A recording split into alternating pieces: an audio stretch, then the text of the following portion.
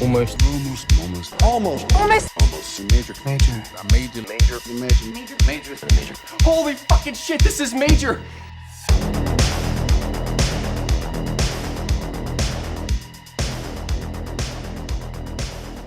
Hello and welcome to another episode of Almost Major, where we talk about the many major studios and the films they released. Today we're talking about Bully from 2001, put out by Lionsgate. My name is Kevin Tudor. I'm here with Bryden Doyle. Hello. And Charlie Nash. Hello. And we have a super special guest today, author Mike Thorn. How are you, sir? Doing well, thanks. Thanks for having me on. No problem. Like we were saying, Bully from 2001 premiered at Method Fest in June 2001. Opened limited on 6 theaters on July 13th, 2001, and maxed out at 263 theaters. The budget was $2.1 million. Opening weekend made $47,000. Domestic gross of $881,000. Overall gross of $1.3 million. Top 5 films that weekend is Legally Blonde, The Score, Cats and Dogs, Final Fantasy: The Spirits Within, and Scary Movie 2. Wow. I just got to see The Score, and that's a perfect game right there. I've seen it all. It's okay. Yeah, it's the weird thing. I think people talk about how it's weird that Edward Norton has done like where he pretends to be like have like some kind of disability, like, you know, multiple times in his movie, because in the first, like, his first con is like him pretending to be mentally disabled and everything, and like people are just like, really, like that's like a thing that he does like just a bunch of times. It's like, anyways, yeah, but yeah, he and De Niro were fun in it. Yeah, it's just such a time capsule of a box office. You're Legally Blonde. Jesus. Hell yeah. I've only seen that once. I have seen Cats and Dogs in theaters. I saw it in theaters, and I saw Scary Movie 2 on DVD when I was older. Have not seen The Score. I watched like snippets of Final Fantasy: The Spirits Within, and I just remember nothing about it. Yeah. Number one song in the US this week is You Remind Me by Usher, and number one song in Canada this week is Pop by NSYNC. Really just flip a coin. I want both of them. Plot description from Google, which is always fun. As Bobby Kent lie bleeding on July 14th, 1993, he called out for help and then mercy from his friends. Their response was quick and deliberate. Larry Clark's Bully chronicles the incident that would leave a community stunned, parents unplussed and heartbroken, and a group of defendants convicted of a brutal crime for which they never repented. They were left asking the Larry Clark, the tagline for Kids and Bully, do we know where our children are? Yeah, exactly. Yes.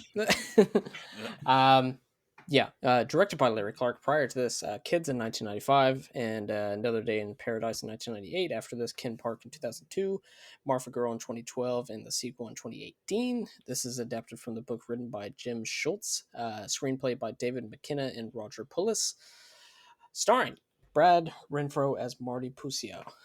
Prior to this, The Client in 1994, Apt Pupil in 1998, and Skipped Parts in 2000. After this, Tart and Ghost World in 2001, and of course, Law and Order: Criminal Intent in 2006. Anything, Charlie? I haven't seen that episode. I am bad with Criminal Intent. I mostly have seen episodes of SVU. SVU is just unhinged, whereas Criminal Intent does have Vincent D'Onofrio, but they're tamer, which I guess is not why I watch Law and Order anymore. I just want utter chaos. I just want madness out of that show. Of course. Also, Nick Stahl as Bobby Kent. Prior to this, Eye of God in 1997, directed by Tim Blake Nelson, who directed O, which we'll be talking about next week. And Disturbing Behavior. Y'all seen Disturbing Behavior? That movie sucks, but I will watch it again. That was an early thing. I will buy the shit out of it. Terrible. Ugh. I like Disturbing Behavior. Sorry, guys. I like looking at James Marsden. That's what I liked about that movie. Listen. I did not like it. If I see it on sale, I will buy it. So it's no different. I do know that the DVD of that has like almost like an hour and a half of deleted scenes. Like what? That movie was supposed to be so much longer. Yeah, that movie's like 80 minutes. Yeah. And the deleted scenes are a lot out. Longer than the actual movie, which is pretty something. much. Were there 5 more scenes with Flagpole Sitta soundtracking it? Yes. I hope so. How do they like convert teenagers? Don't they like put something into their eye or something? It's like very like I don't remember what the fuck they do, but it's something like that. Mike Thorn is our Disturbing Behavior person. How does it spread? I think that's what it is. I don't remember the plot details too well. I just like the vibe of the movie and the look of it and the soundtrack. It's like a time capsule in a very charming way. It is certainly a time capsule. Yeah. Disturbing behavior and faculty are kind of one and the same, even though I think faculty's better. They're the faculty very similar. Is so much better. Yeah, definitely, no doubt. I just used a GIF of Josh Hartnett from the faculty in our group chat today. Which is very fun. The last time I saw the faculty was at a midnight screening at the theater I worked at, and I went with a bunch of friends, and we all realized we had a sexual awakening to a different cast member in that movie. Was yours Elijah Wood? Yes, it was. Okay. I went with a friend who it was Josh Hartnett, and another friend was Clea Duvall. So there you go.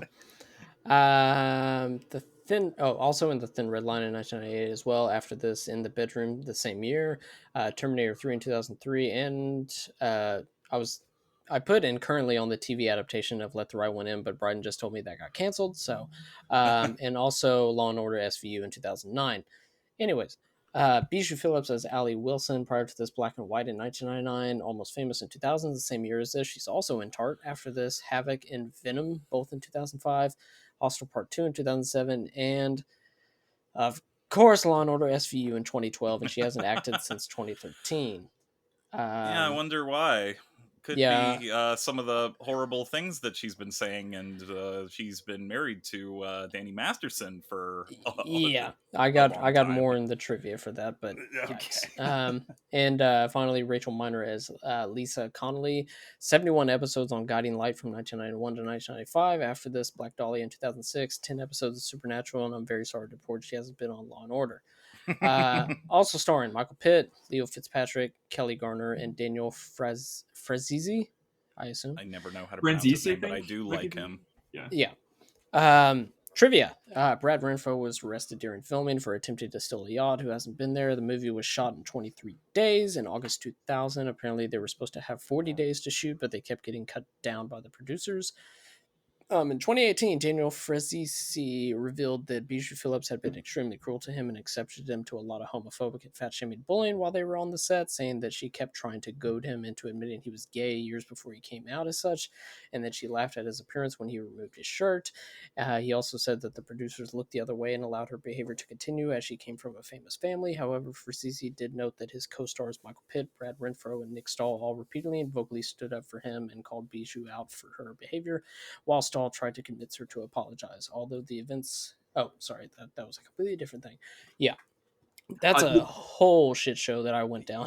Yeah. The capper, the nice capper on the... I read this really good article on ID Vice about the movie, and there was like a really nice capper on that when Phillips made the comments about Francis. Brad Renfro went up to him and kissed him and said, like, don't care about what she says. Like, she's fucking beautiful and everything. It was like, it's like, it really is sweet and showing how kind he was. Yeah.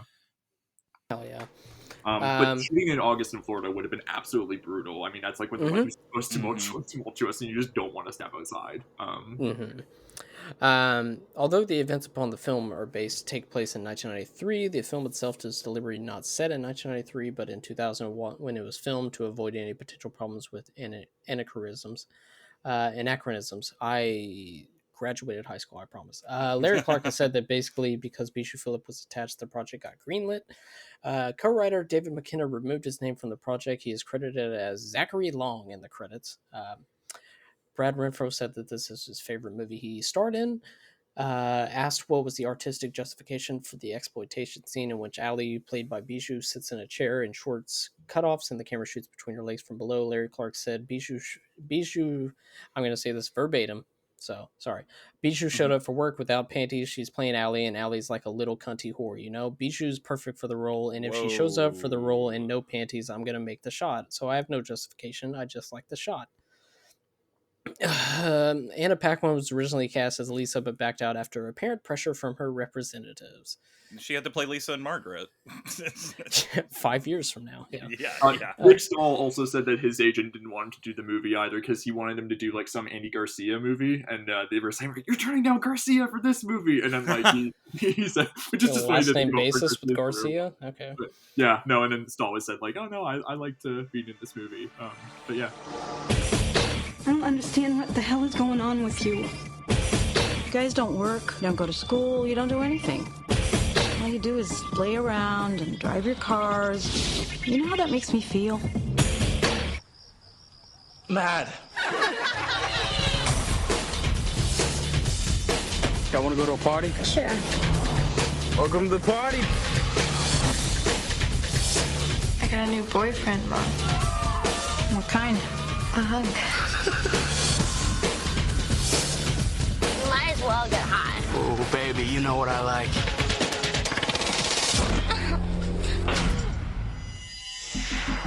Bobby and I have been friends since we were like almost born. Raped Allie. Treats everyone like shit. So what are you gonna do, Lisa? He's the source of everybody's troubles.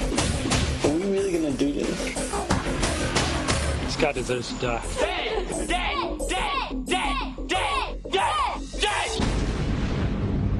Turn those goddamn lights off!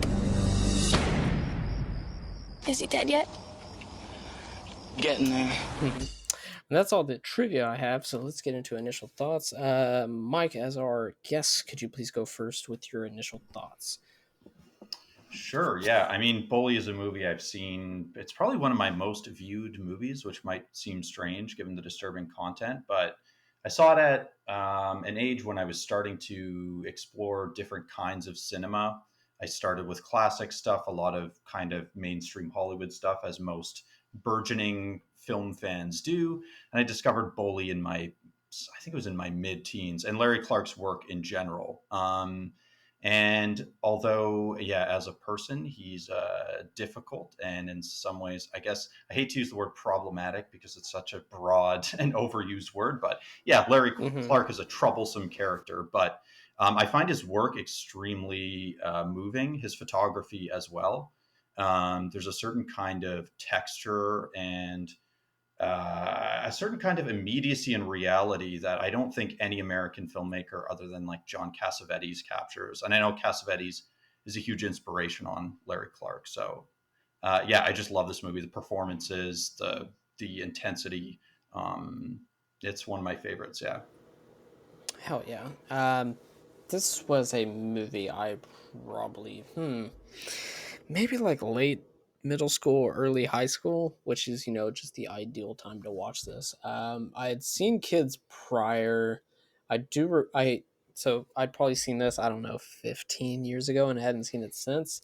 And I didn't remember anything really about it other than I remember the shot at the end with Brad Renfro hugging his brother, and it says he's getting the death chair and whatnot. And that was always just like, holy shit, you can't do that. That stuck with me. It even stuck with me on this rewatch. I'm a little puzzled about this movie, but I know that the conversation was going to lean me more onto the positive, more than likely. But it's one that I think that once it gets into it, it is like pretty wild to watch. And just all the different type, basically when Fitzpatrick comes in, that's when I'm like dialed in until the end.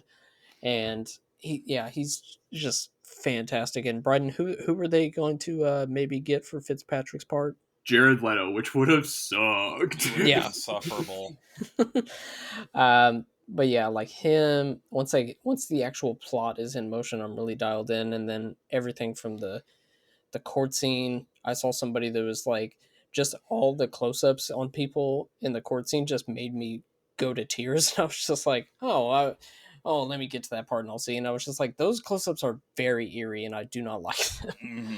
It just has a weird energy to it. I'm feeling almost the same way I felt rewatching Devil's Rejects in type of a way, which our episode definitely turned me around onto the more positive side of it. And then a rewatch of Kids happened, and then I wasn't able to watch any other Larry Clark because those were both rewatches. I hadn't seen anything else, but yeah, a little mixed on it, but I definitely am looking forward to discussing it, and hopefully it gets my opinion over to a more positive side.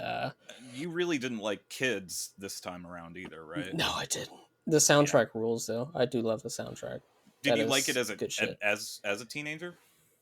Well, yeah, it was an adult movie, and I loved all adult movies because I wanted to be an adult. But yeah, I definitely remembered more about Kids than I did Bully, but I would much rather watch Bully than Kids nowadays. But Charlie, you had previously seen this, so I want to know how the rewatch is done with you. I mean, like you, I had seen Kids, and it like traumatized me, but of course I wanted to see what else Larry Clark did, and then I watched this.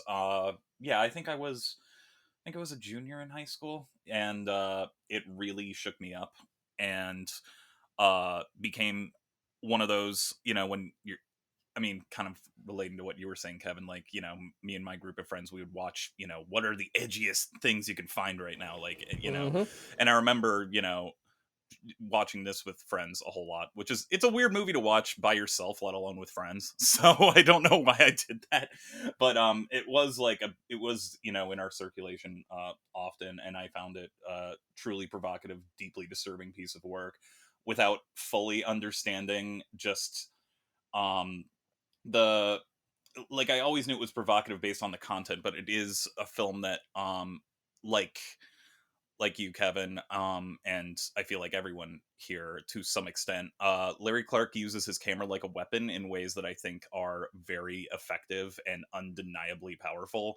And then there are other times, obviously we're going to get into this, where, they're nude, these kids, and they're basically, most of them are teenagers, are nude like most of the movie, and sometimes it's a little too leery, and he's a bit of a creep. And you brought up feeling like this with Devil's Rejects. For me, it kind of mirrors watching Vincent Gallo's Buffalo 66 and the Brown Bunny, which we didn't cover for the pod, but I did for homework, in which I find Larry Clark to be an undeniably talented artist who makes films that really hit me hard. And I also think the guy's a bit of a creep. And two things can be true. And I think that when you get down to the meat of it, though, which is ultimately these teens, their aimlessness, their lack of, drive or anything to become actual adults, building up to this murder and the aftermath of the murder, and how these teenagers all react and talk about it afterwards, feels all too real to me.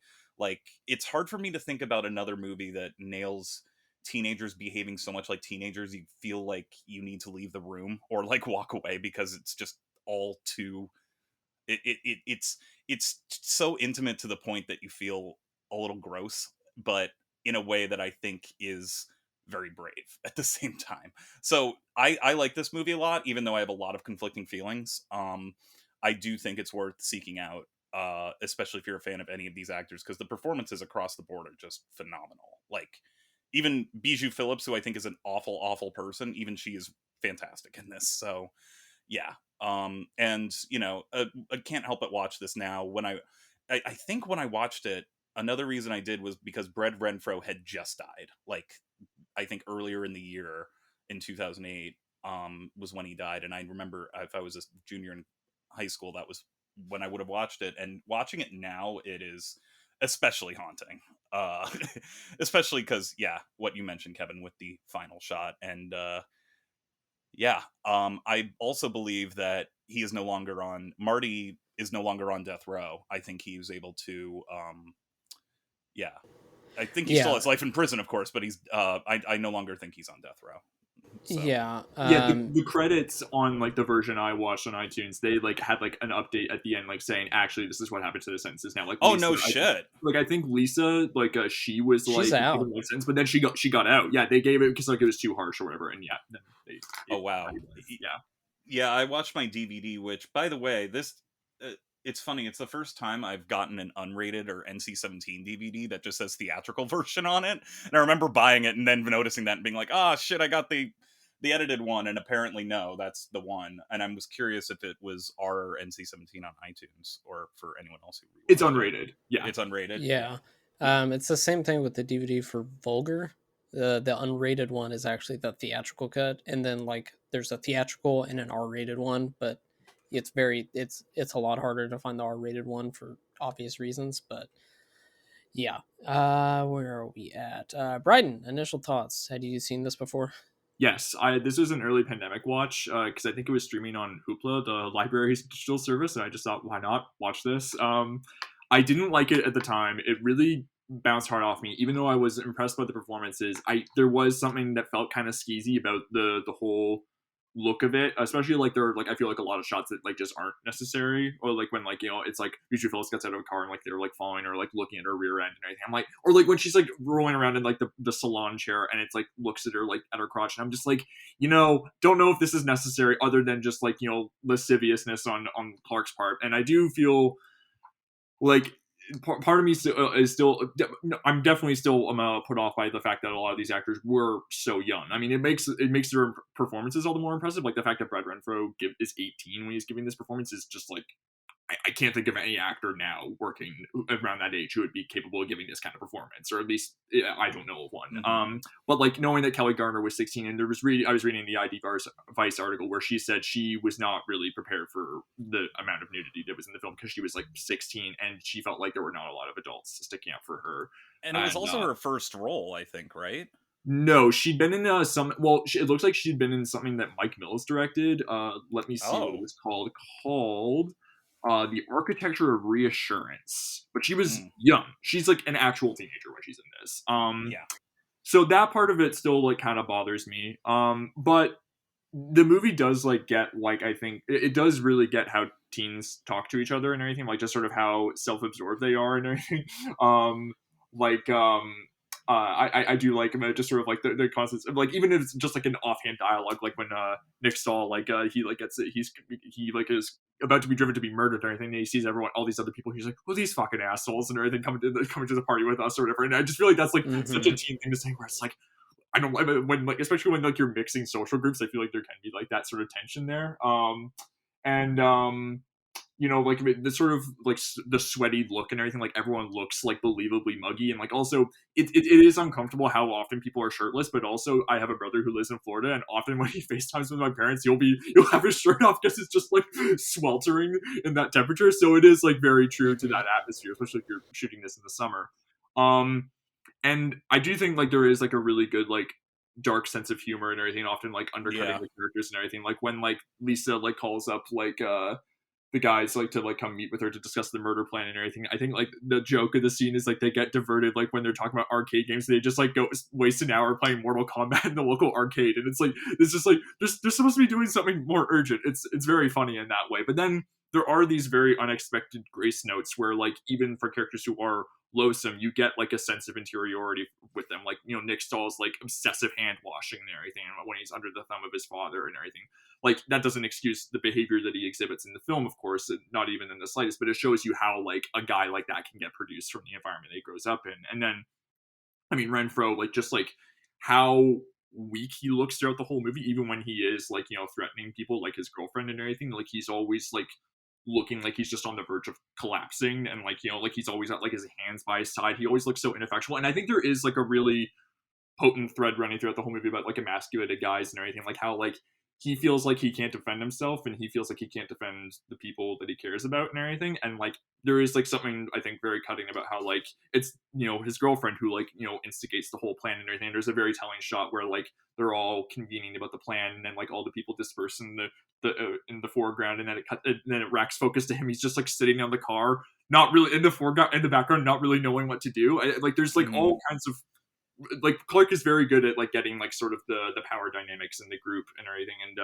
really getting the feel for like hanging out with them. And yeah, it's a movie that really gets under my skin, even when I didn't like it the first time. It was something that like there are details that like lingered in my mind and everything, like the jangling sort of guitars in the soundtrack during the murder scene, and like just how vicious that is, and the performance beats, and like those little grace notes that like sort of that humanize the characters. And I think I appreciated that much more on this second viewing. So I do think it's a worthwhile movie, even though I am disturbed in some not so productive ways by it. But I think more often than not, I think its disturbing nature is quite provocative in an interesting way. So yeah. You brought up the dark sense of humor, which I think also there's so many ways that this could. And I think some people would lump it into a category of something like misery porn, because it is a lot of horrible shit happening all at once. But the scenes where they are, just shooting the shit with each other or getting high or stuff like that, like there are beats that are just like that are funny also in that they are consistently alerting you to the fact that they are still children, like practically in adult bodies, but not quite. And the thing that I thought about this time around, where you were mentioning the video games, is like, what do they do when they play Mortal Kombat? But I think it's Derek turns Michael Pitt's character into a baby, and he's like, yeah, you're permanently a baby forever. And I'm kind of like, that's ultimately like what their actions have resulted in, is like they go to jail when they're like fucking 18, and then they're in prison for life, and they're just permanently stunted like this. Also, they were kind of stunted to begin with, but yeah, I think that certain elements like that do feel very lived in, as opposed to, I mean, you know, the movie we're about to talk about next week, where I felt like I just didn't get any sense of interiority with these people, even when it's, you know, scenes of them like, you know, even if it's looter scenes or them talking about, you know, really horrible things, or using language that is very much dated now. It all felt too real, especially for, you know, that era where, you know, stuff like that. That's just how teenagers were, and you know, ethically, there's some stuff that's, as we mentioned, that, you know, will probably skeeze you out, but can't deny that it's a hard film to forget. So Yeah, there are not many teen movies like this. Like I there feel like aren't. movies that don't go this, that don't deal with the subject matter even this intensely. Like, I was trying to think of other teen crime movies that are also based on true stories, and like you get like Alpha Dog a few years later, which is also based on like a real life murder with teens and everything. And like that one, like there are upsetting scenes in that movie, but like even that like has kind of like, that's like a studio movie. Like it has sort of like a Hollywood sheen to it, and like I feel like Yeah. like it's, I mean, there's stuff I like in that movie, but I feel like it doesn't have quite the same sort of just primal power that this does in its like most upsetting scenes. Yeah, really interesting. And the other detail I want to mention about the hangout, the scene of Brad Renfro struggling to rap along to "Forgot About Grey," that feels like, I mean, Yeah. I even like, you know, 20 years later, that's still how a lot of teens are, myself included. I feel like at the time, so that's very funny seeing that. Yeah, I think part of go ahead. Excuse me. Oh, I just wanted to say, I think part of what makes it feel so different from other American teen movies of this nature, American crime teen movies, is that, I mean, Larry Clark kind of was one of these kids. Like, he did live this life. When you go back and look at Tulsa, he's just shooting his friends, playing with guns, hanging around naked, you know, shooting up heroin. Like, he was this. Like, he knows this milieu, and I think that's part of what gives his films this kind of like disconcertingly immersive quality, this like persuasively real quality. And even though the film is very much a genre film, like you guys were talking about the black comedy in the film, which I agree with, it really does play kind of like a thriller, but even still within that structure, he's constantly, I think, it's constantly persuasive as a piece of like realism. Oh yeah, it's because it's very interesting. I just want to talk about the Clark of it all. It's very interesting, just like how his entire life, or his entire career, which I'm pretty sure Tulsa was like in the 70s, like late 70s when he put that out. 71, and it's just like, yeah, he's just always been obsessed with adolescence, but mostly just like darkly real adolescence and the stuff that, you know, doesn't get talked about. And he's just very, as skeezy as it might be, it's still just like utterly real. And that can put off a lot of people. It puts off me at points. At the first 30 minutes of this movie, I was just like, please, can we just hurry up and murder this kid? This is skeezing me out. But it's just very interesting because like he was like 57, 58 when he directed this. That's and crazy. Yeah. I was listening to his WTF episode, which like is just him talking for like 2 hours straight. Like Mark Maron tries to get a word in edgewise, and he was like, anyway, so I was in Vietnam for like 2 years, and that was the whole thing. And then I came back and I did that. Like, dude has lived a fuck ton and has never really gotten over his adolescence, which can be said about a lot of people. But he's the type to put it as real as possible, and maybe you shouldn't, but goddamn it, he did it. So that's a lot to dig into. Yeah. The only other movies that I can think of that are sort of like this, I mean, 13 was a huge hit a year later, which I'd argue is a little different, but it is very much about, it's kind of got the same like teenagers are scary these days kind of vibe to it, which not based on, although it was, I guess, based on a true story, because Nikki, God, what's her name, that who plays the Nikki popular Green. girl? Yeah, Nikki Green. That was based on a journal that she turned into a screenplay, and then she played the popular girl, even though Evan Rachel Wood played her Cypher.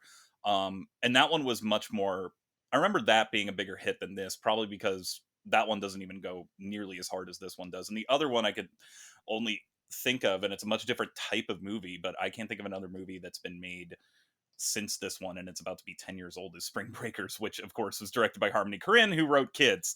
And Spring Breakers is of course very much, I think, a film about that is much more comic, even darkly comic, than this one, and is and not also meant just to be not realistic. it's not Yeah, realistic. yeah. It's a fantasy. It's simultaneously a horrifying fantasy about white girls and cultural appropriation. I mean, I think that film is kind of a brilliant takedown of racial stereotypes and how we as white people are awful and still racist while doing them.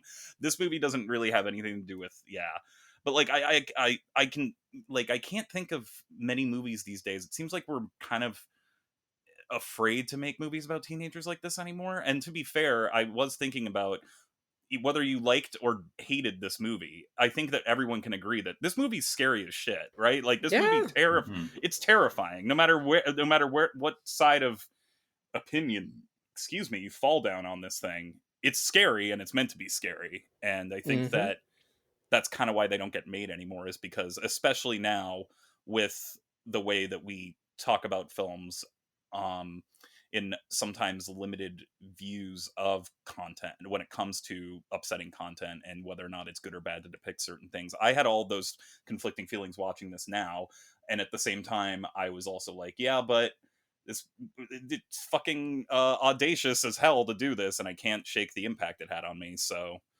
I think that's why I wrestle with it so much, as someone who loved it as a teenager and now has gotten much older, and older than the characters, where I was the same age as these characters watching this. But I was also in a very suburban Massachusetts town, so I was like, is this what teenagers are like in Florida? But like, no. I guess what I'm trying to say is, like, it's interesting watching this.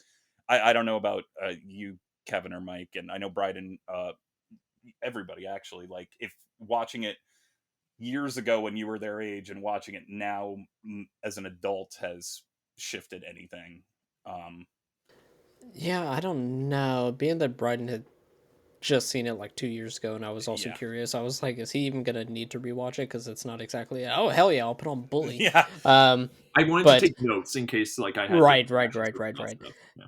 Like I said, when I watched like 15 years ago, I don't remember anything of what I thought back then, so I really can't tell.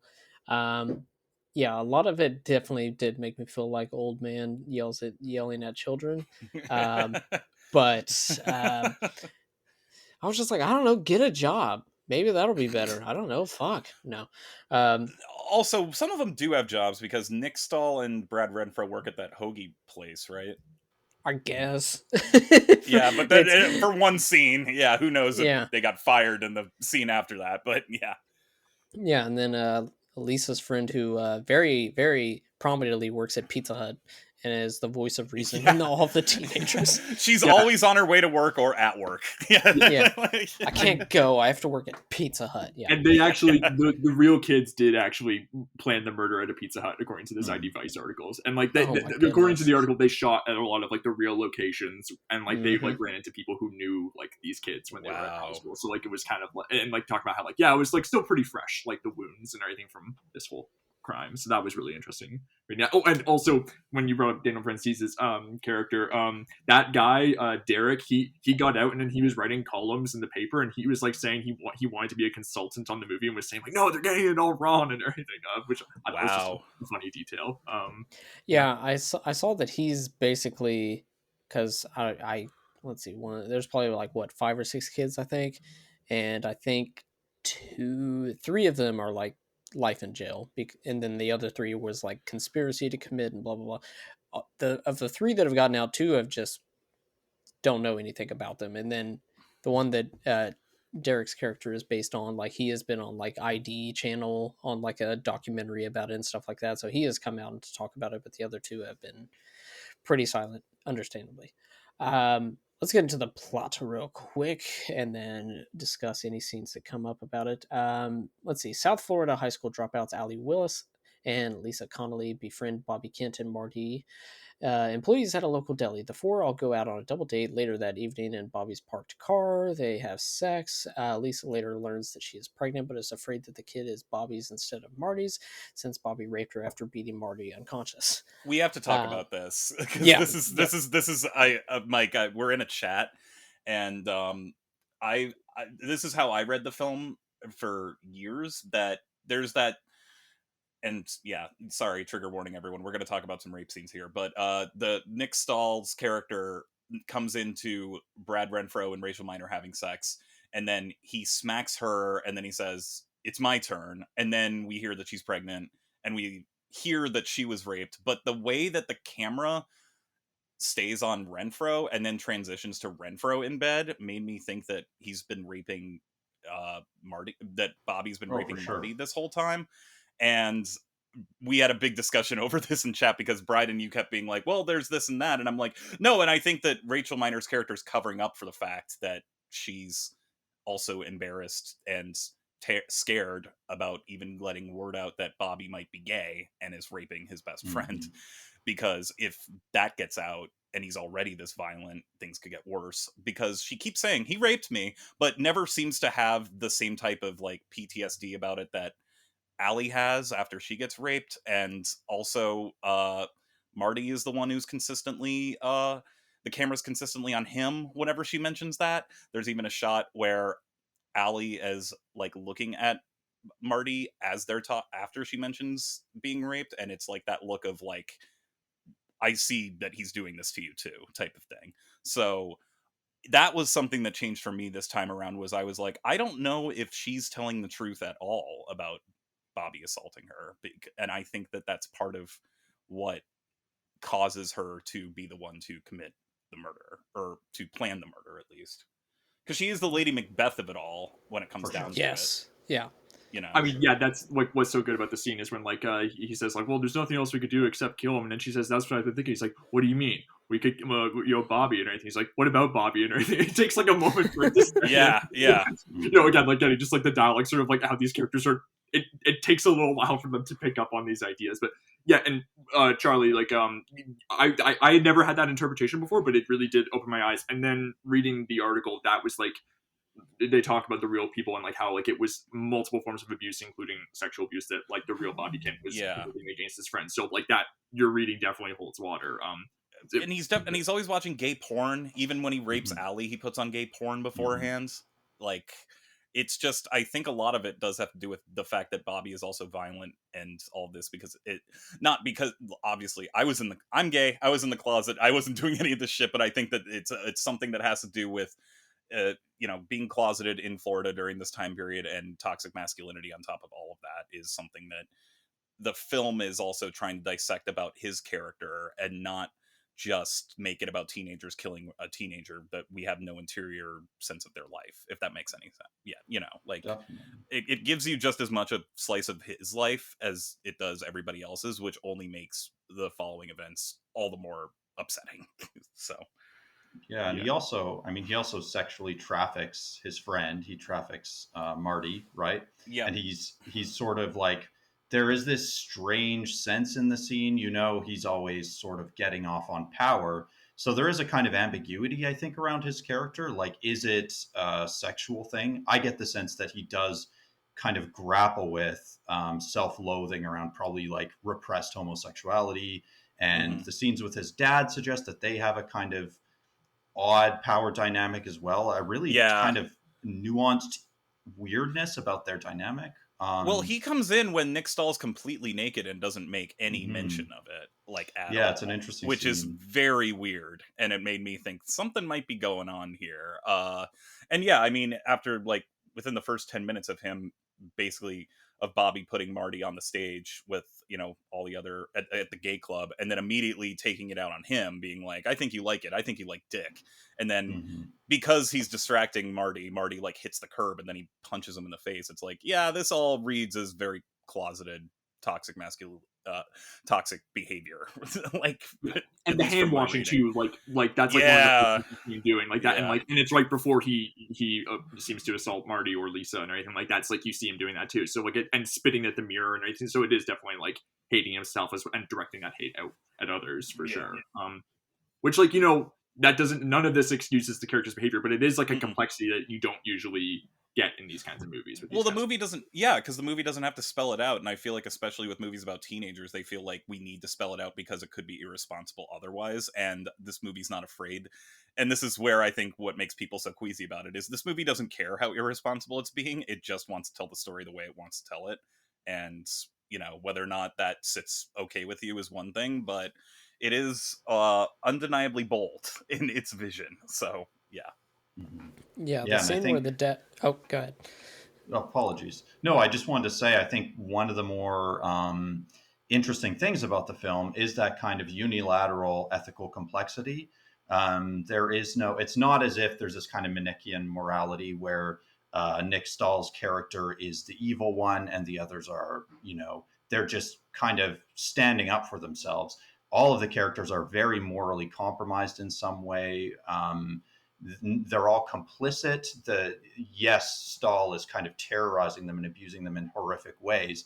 But we also see Brad Renfro's character abusing his girlfriend when she tells him that she's pregnant. Like, I love that Larry Clark kind of ambiguates the morality in that way. That's so rare to see in American movies in general. But especially one that got like a theatrical release at that scale and that budget, 2.1, like this would never happen. Absolutely not even. Yeah. No, and I completely agree with you that all of the abuse is cyclical, which I think is what the movie does a great job of analyzing, is that all of this comes...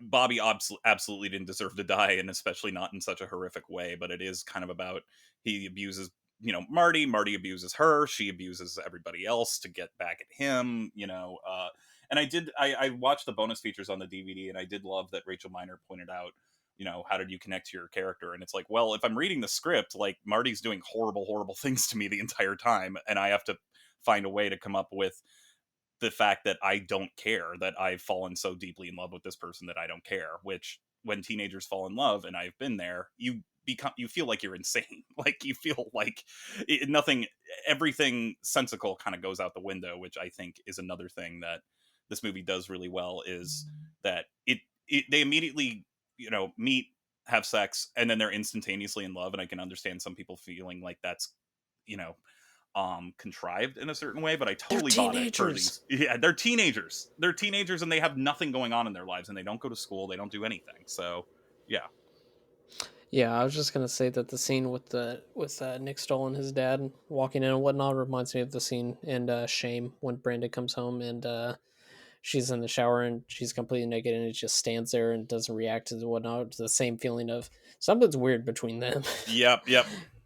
Let's see, we talked about that. Lisa eventually proposes that the group murder Bobby. Allie recruits her new boyfriend, the pot-smoking and acid-dropping Donnie. Is that how he likes to be introduced? And his trouble friend, Heather, who has recently been released from rehab. Lisa recruits her cousin, the shy and nerdy Derek, played by Daniel Frazizi. They initially planned to kill Bobby with a gun stolen from Lisa's mom.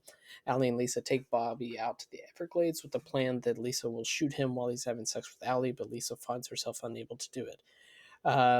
This is a good time to stop and just mention that I think is it Brad Renfro's room that has not one Limp Bizkit poster, but also a Eminem Marshall Mathers LP poster, which I could relate to that. I was like, you got a poster of Significant Other by Limp Bizkit and Marshall Mathers LP. It's just, these are cool kids. Don't want to see them go down the wrong route. But anyways, they do. I also do like that the mom constantly checks in on them, but they're like half naked, and she's like, "Hi, kids. You want anything? Do you need to eat? No? Yeah. Okay." Like, it's actually, I know this is going to sound weird, but that's a believable. I bought all the parents in this too. Mm-hmm. I absolutely bought that. First of all, they look and act exactly like parents would, and even if they're like, well, they're being terrible parents. Yeah, that's part of the point. Is they're not like they're as clueless as their kids. I mean, like, I they will don't really know what they're doing either. The one scene that kind of like reads as stilted to me is the scene where it was the trailer intro where it's like, you guys, you don't work, you just drive around. Do you know how that makes me feel? And then they're like, and you know what helps is plays a punchline where like makes you feel mad and everything. But it does almost feel like that's like the one moment the movie kind of is like going into lecture mode and everything, which I feel like the rest of the movie kind of like is just more observing and letting you sort of take your own conclusions from how these kids are and their aimlessness. But yeah. Also, I wanted to say about when they're playing Forgot About Dre, that was like a big part of the budget, and it was funny too, like how like it had to go through like a whole rigmarole, like contacting Eminem and like Dr. Dre and everything, because originally they just had the video rights but not the song rights and everything, which is like just bananas to me. But yeah, that was like a thing that like Larry Clark was like, we need to get this song in here, and it's a very good scene. Yeah, that's very funny. I remember there was an IMDb traffic. It was just like, Marty listens to and raps along with Forgot About Dre. Eminem was in a movie where somebody is named Marty, and I was just like, the fucking bottom of the barrel IMDb trivia is so fucking funny. That's some number 23 shit. Like, oh god. Realizing they need help, the group hire a supposed hitman, Derek Kaufman, played by Leo Fitzpatrick, a friend of Allie's who is in actuality a tough-talking young man several years older than them. He seems like 2 years older than them, but yeah. Like hangs out with kids who are like several years younger than him. Like that's all. Yeah, that's the only I love his crew. Yeah, that's his crew. Yeah, isn't one of them his brother too? Yes, yeah. They're all wearing muscle shirts, even though like they're all like skinny as hell and everything. It looks so good. It reminds me of the twins in Spring Breakers. Oh god. And isn't Fitzpatrick's dad Larry Clark? Yes. Right? Yeah. Yep. Which apparently he said that he was only did that because the person that was supposed to be there dropped out. So he's like, okay. I believe that because it's only like one line, which is, she's afraid that she'll go to jail. Tell her we'll write her or something. That's like the only line. With Kaufman's help, they orchestrate a new plan. They all drive to a remote canal where Allie again lures Bobby with sex. Heather haphazardly initiates a signal to begin the murder, and Donnie stabs Bobby in the back of the neck. Horrified by the violence, Allie, Heather, and Derek run back to Allie's car. Bobby begs for help, but Marty stabs him in the stomach, disemboweling him before slitting his throat. Kaufman proceeds to bludgeon Bobby with a baseball bat. Lisa witnesses it all, never turning to Ray. They dump Bobby's body in the swamp and presume alligators will consume his corpse. We don't have anything to say about that scene, right? Okay. No, wait. Like, first of all, I completely forgot that when he stabs him in the stomach that there's some intestines hanging out. I completely forgot about that, which is like, oh, fuck. Yeah. And what's just as chilling to me as the every blow of the violence, which is emphasized by the really chilling score, is Lisa's just watching the entire time and consistently moves around like circularly around everything that's going on without ever like lifting a finger, but she's totally in control of all of them. Oh, and she scares me the most. Expressions, the way she has like, she just sort of cocks her eyebrow and everything to show like how like exhilarated she is by this. It's like burned into my brain. It's she's such a watchable face with those kinds of reactions. And Thurston Moore from Sonic Youth, I think, is credited for doing the music for that scene. Yes. Oh, hell yeah. Yeah, the murder scene, it is so different than any other murder scene I may have ever seen because it feels too real. Like everything is really sloppy. It's not precision cut to feel like impact and whatnot. It makes it feel so pointless and tiresome, which obviously is the point. And yeah, there's just zero sensationalism with that. It's almost like the Larry Clark that directed the first hour like stepped down to just be like, this is as real as it gets, make it as honest as possible. And yeah, Lisa as the character like scares me the most because she's the mastermind of all this and doesn't react to shit, and that's what's scary. Also with Lisa's character that they emphasize like 2 or 3 times is like, because Renfro like grabs her and whatnot and bruises her wrist and whatnot, but she also has like all of these like bruises and welts on her legs, and I'm just like, who is that from? Because we never know. And I don't know if it's from Marty or it's from Bobby, I don't know, but the way that they lingered on that a few times, I'm just like, I don't know what's going on here. And I noticed that I called her Lady Macbeth earlier in the show, and I was thinking it the entire time, but then when they get back to the beach, she literally says there's blood on her shoe, and she can't get it off, much like the knives in Macbeth, and I'm like, this has to be on purpose, right? Like, it's just all too... It's almost Like Too I don't even think perfect. it's on, huh? It's like too perfect. It's too to perfect. not be a connection. Like, yeah, which I know that Shakespeare seems like the last thing I would want to pull out as a comparison with a movie like this, but I do think that it's. Oh, we will next week, though. Oh well, yeah, next exactly. week. Yeah. And she keeps saying she can smell the blood too. She keeps saying, "I can smell it. I can smell it," all throughout that scene. Yeah. Yeah, and the other shot that like is permanently seared into my brain is after Heather says, "Are there alligators in there?" She just like gets into the car and goes fetal. And yes, that's like, a shot I definitely will be remembering for a while. I mean, I love that when they start killing him, none of them are into it anymore, except Donnie, who's on drugs, and except Lisa, and Marty's into it only because of like he's gone into full like rage PTSD mode. But like all the other teenagers are sitting in the car crying, which they've been talking about it so excitedly for the first hour of the movie, and I love that as soon as like the first stab hits, they're all like, "Oh fuck!" Like we are so can't fucked. go back from this. Yeah. Yeah, the way they talk about it is just so wild because it does feel like it's not even real to them. They're just like, "Oh yeah, my mom wants me to go in, but yeah, we're gonna totally kill that guy. It'll be fun, yada yada, and then we'll get rid of it. Yeah, it'll be fun." I mean, I love the run. I was saying to you in the chat, Kevin, that I love the running bit of like Michael Pitt trying to prove himself as a man, like to Leo Fitzpatrick, and just not getting any respect and everything. Like when he like swings the bat and like Leo Fitzpatrick's like scratching his face like a rat, like saying like, "What, are you gonna play baseball with that?" Like it's just like, no, I'm gonna like hit him with it, Yeah. He's like, "Hit who?" He's like, he doesn't even think he remembers. Yeah. Oh, it's so good. And yeah, it's there's so many like weird choices too. I mean, Renfro is like his whole physical performance is just so great. Like the dance that he does when like he's like snapping his fingers about like going to kill Bobby, and then like the way that even when he holds the knife, he's like got his arms by his side, just like he looks so uncertain about where to even like put himself. It's, I mean, yeah, I mean this is like just like an incredible performance. I mean, it is like just what it could have been. Yeah. And he was in Ghost World the same year, which could you get any more different from this role? Yeah. I need to go down the Renfro. I should have done that. It's just gone down a bunch of Renfro movies I haven't seen. I don't think I'll watch At Pupil, but that was what I was gonna say. I've read the novella. I loved the novella when I was a teenager, but like that something happened on that set, right? I mean, like there are reports that Bryan Singer like invited him to parties where there was booze, and he was clearly the youngest person there, and like there is a bonus feature that I watched too, where it's just like split up. The cast interviews are like split up into certain chapters, and there's one that's called "How Did He Get the Role?" and everyone jokes that they slept with Larry Clark, and it's in the same order for every one of these interview chapters. And Brad Renfro's was always at the end, and they just didn't have one for that segment. Like literally everybody was joking about how they slept with Larry Clark, and then it was just like, okay, let's see what Brad Renfro says. Nothing. Oh shit.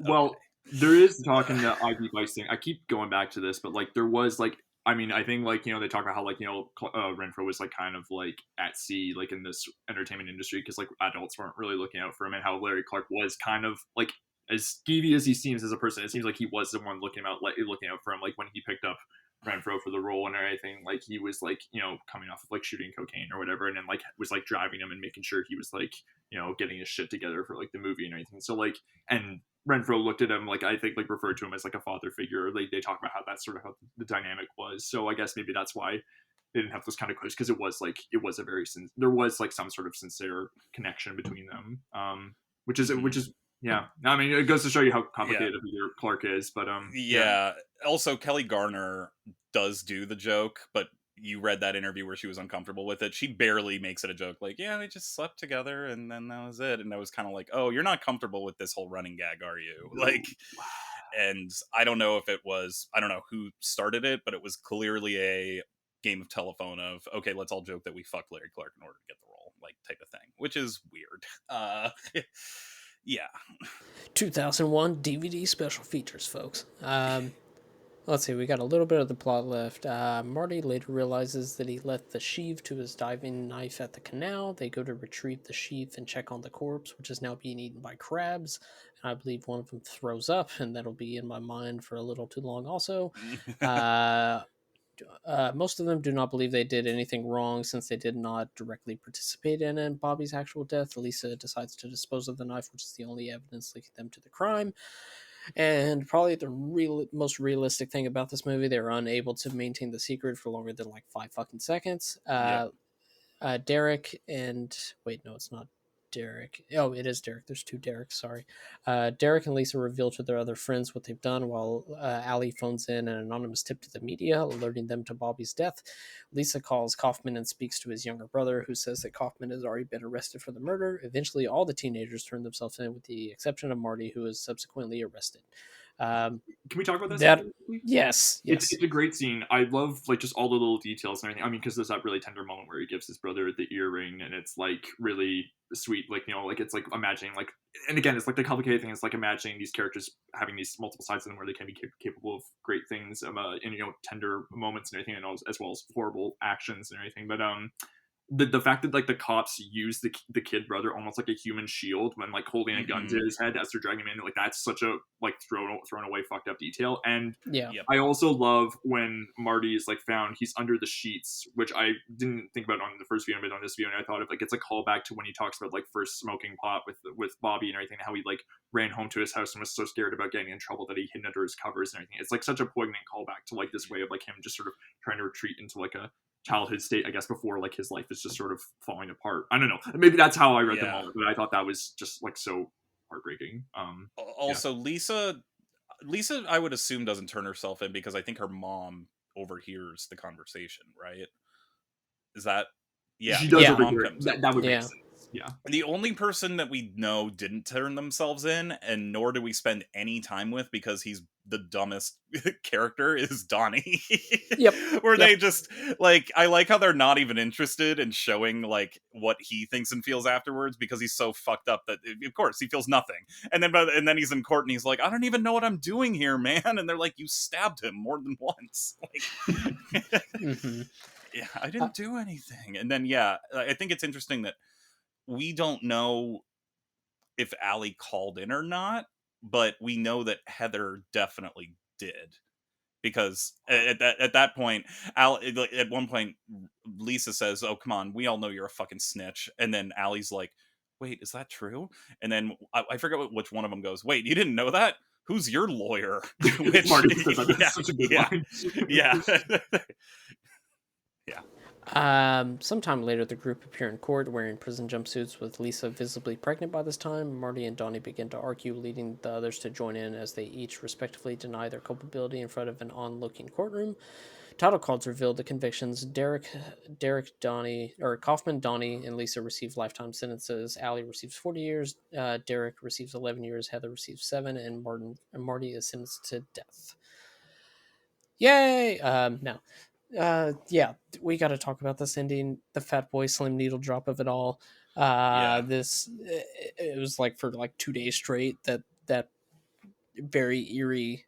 I think it's like a 9-minute long Fatboy Slim song, and like it uses the last 30 seconds of like backmasking almost to over all of the court shots. It's really Song for Shelter, and then Talking About My Baby reprise, which I think is like the closing track of that album, which is like, and then like it's like a remix of it where like it just descends into distortion, which is like so creepy, even as like the lyrics are talking about like being under the big bright yellow sun. It's like such a, and then the contrast. Humming gets louder and louder, and then it cuts to black Larry Clark, no music until a bit later into the credits where it's just the sound of the creek where they left Bobby, which is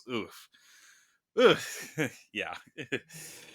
I always love a movie that no matter how dark it is, it's not like here's the credits, it's like this till the end. You're stuck in this moment.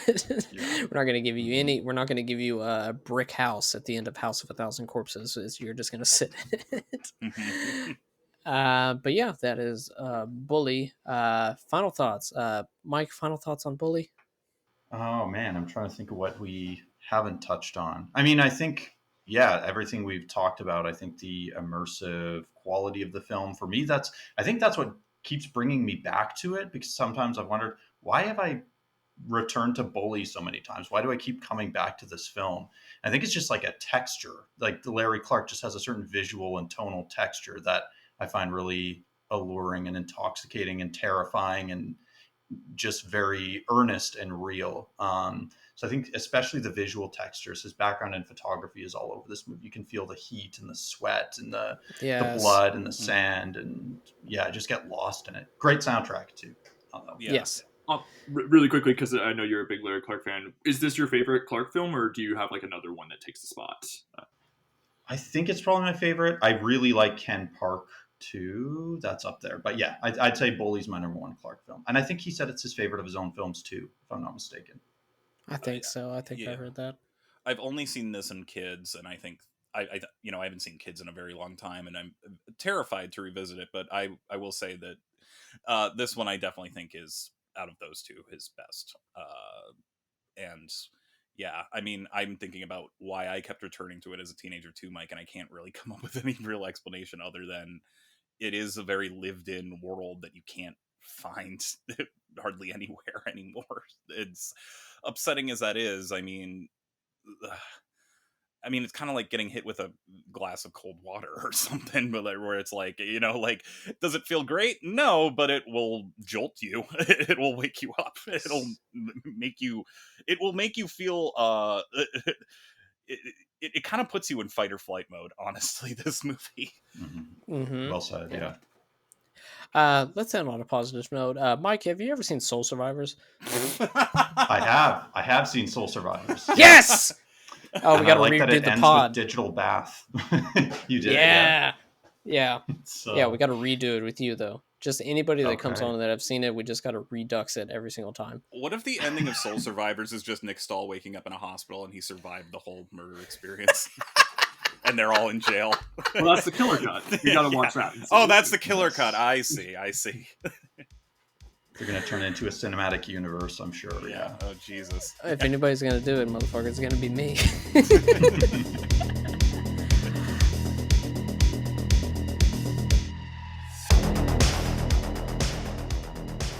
Thank you for listening to this week's episode of Almost Major. Please rate, review, and subscribe to us on iTunes. Please follow the pod on Twitter at Almost Major to keep up to date with what movies we will be covering in the future. Myself, I can be found on Twitter and Letterboxd at Kev Bonesy. Bryden can be found on Twitter at Bryden Doyle and on Letterboxd at J Doyle. Charlie can be found on Twitter and Letterboxd at CT Nash91. Once again, thank you for listening.